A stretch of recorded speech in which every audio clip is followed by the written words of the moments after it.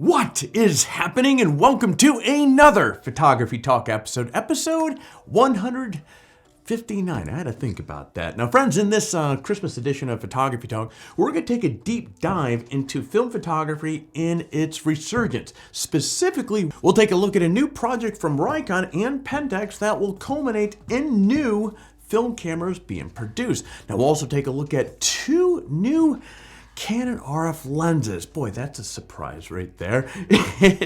I'm having a little fun here because it seems every week or maybe every other week we're talking about a patent, new lens, or something to do with Canon there, which is really cool. But anyways, so we're going to take a look at a couple new patents for Canon RF lenses that would be a fantastic addition to the RF family for sports and wildlife photography. Now the question is, will these lenses actually be produced? Now lastly, we'll explore an AI plugin for Lightroom that makes batch editing images much easier. In fact, the only thing that you really have to do is upload your images, and basically this thing does the rest of the work for you. Now all of that is coming up here in a moment, but first, friends, look, every single week we put these videos together full of the small little news nuggets here to keep you informed as far as what is happening in the industry. And of course, you know where I'm leading with this. If you find some value with this video, we sure would appreciate you crushing the hell out of that like button.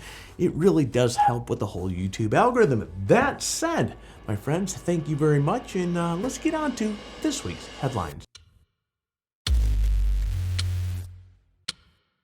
Now, when you think about it, it wasn't all that long ago that film was declared dead, but that couldn't be further from the truth these days. Nikon is launching a new Pentax film project to celebrate the rebirth of film. Now, the project will bring experienced 35mm film photographers and new film photographers together to explore new technologies for future film cameras. Not only that, but Nikon and Pentax will launch a lineup of aftercare services for film cameras, now which will make servicing these cameras much easier moving forward. Now, in a statement, Pentax officials noted that Pentax film cameras products enable photographers to enjoy, quote, time and effort of shooting film, and that their goal is to provide products that involve intricate and time-consuming, satisfying actions. Now, as somebody that grew up around film cameras and recently started shooting film again, I can attest to the satisfaction of working with a 35mm film camera. Sure, it takes a lot more effort, but the process is so worth it. Now, Pentax did not say when the new film cameras would be developed, but as soon as we have some more information, you can count that we'll let you know here. Well, it's another week with news of more Canon RF lenses on the way. Now, Canon has been busy with RF lenses lately, and apparently, well, they are not done yet. Now, recently, two new patents emerged that point to high-end telephoto zoom possibly being part of the plan moving forward. Now, I feel the need to say this here. Just because something is patented, it doesn't guarantee that it will be produced. But you gotta admit, though, it's still exciting to consider the possibilities of these lenses. Now, the first is a 200 to 400 f4 with a built-in 1.4 teleconverter that extends the lens range from 280 to 560 millimeters at 5.6. Now, the second lens is a 200 to 500 f4, and again, it has the 1.4x teleconverter that extends the lens range to 280 to 700 at 5.6. Now, clearly, both of these lenses would have an incredible range and give photographers tons of versatility for shooting sporting events, wildlife photos. Now, the other bonus is that these lenses have a built-in, of course, teleconverters typically perform much better than the traditional lens fitted with a external teleconverter. Now, Canon has some history with lenses like this. They made the EF 200-400 f4 IS USM with a 1.4mm teleconverter, which was enormously popular among the wildlife and sports photographer crowd. Canon has shown that they like to take popular EF lenses and reimagine them with the RF or for the RF lineup. So I wouldn't be surprised if at least one of these newly patented lenses become a reality. What do you think? Leave a comment down below. Now let's close things off with a little software talk. Now, over the last few years, AI has become more and more popular in photo editing.